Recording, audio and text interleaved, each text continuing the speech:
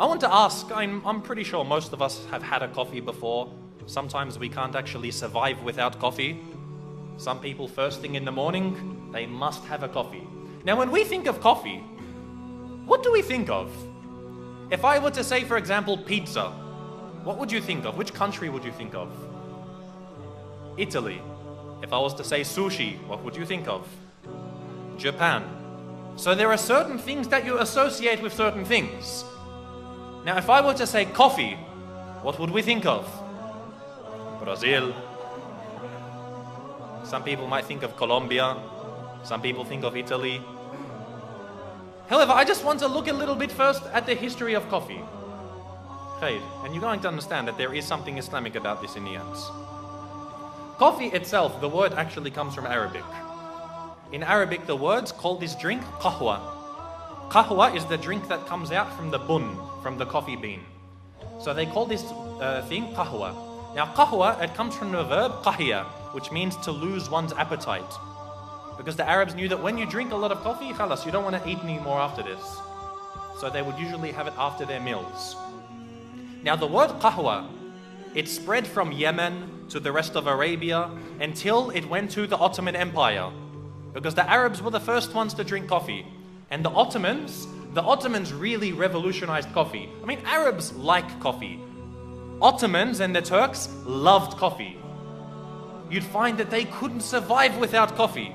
This was every single Ottoman would be drinking it, to the point that many of the scholars of the Ottoman Empire, they stipulated that, of course, as we know as Muslims, a man has to spend on his wife. He has to supply her with a house, with food, with clothing. Otherwise, if he can't do this, it's grounds for divorce. Now, the Ottoman fuqaha also specified that he must give her enough coffee. Otherwise, it was enough to call for a divorce. So the Ottomans loved their coffee. However, the Ottomans, as most of us know, as the Turks today, they can't pronounce the letter waw. Instead of waw, they say it like v. You've heard Ottomans, you've heard Turks when they say, for example, wallah. What do they say? They say wallah. So you see the waw turns into a v. This is common in their speech. So the word qahwa, they couldn't say qahwa. So they started to call it kahva. Now, kahva, when it began to spread, when the Ottoman Empire was attacking a lot of the nations of Europe, there was a specific time. It was actually the last instance of offensive jihad in our ummah. This was the last time in the history of our ummah that the Muslims made an offensive jihad, when the Ottomans were attacking Austria. So they were attacking Austria and Poland, who were united at that time. Now they were defeated in this battle. It was called the Second Siege on Vienna.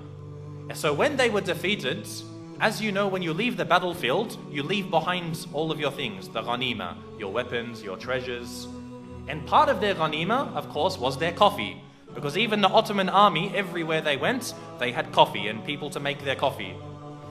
So they left behind their bags of coffee, and the Austrians and the Polish for the first time discovered this new drink. So they asked many of the Turkish soldiers, what is this drink? So they said, this is called kahva. And so eventually it got the name kava. And then from the name kava, it turned into kafa, then into café. So you'd see that this drink was a Muslim drink. You see that this drink was a Muslim drink. For a long time, the Pope forbade Christians from drinking this. The Pope, he gave like a fatwa, and he said Christians are not allowed to drink coffee. It is haram for them. Until a while later, one of the later popes, he decided to reverse this decision. He got a bag of coffee and he baptized it in the church. So he said now coffee is a Christian drink. Now this story, the reason why I mentioned this is, as I said, when we start to introduce history, I like to suggest that we know nothing. Every day we drink coffee. Most of us won't even know about this Islamic history, when there was a point that just drinking coffee could get you thrown out of the Catholic Church. You'd be accused of being a Muslim. Nowadays, everyone drinks coffee, but very, very few people know about this history.